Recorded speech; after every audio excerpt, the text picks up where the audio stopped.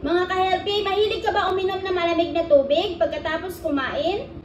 Alam nyo bang hindi ideal ito? Bakit? Pag-usapan natin. Kapag uminom ka kaagad ng malamig na tubig right after a meal, bumabagal ang digestion ng tiyan. Dahil sa lamig, pinapatigas o pinapapirmi ng cold water ang taba mula sa kinain natin, kaya mas mahirap siyang tunawin.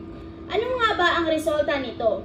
Pwede kang makaramdam ng bloating, kabag, at minsan parang ang bigat ng tiyan. Bukod pa dito, ang sobrang lamig na tubig ay pwede ring mag-trigger ng acid reflux sa mga sensitive na tiyan, kaya mas hindi komportable ang feeling.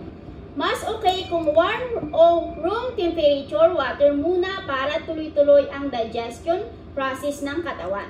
So next time matapos kumain, iwas muna sa malamig na tubig. Tandaan, simple switch lang pero malaking tulong para mas smooth ang digestion mo. Remember, small choices make a big impact sa health natin. Bye!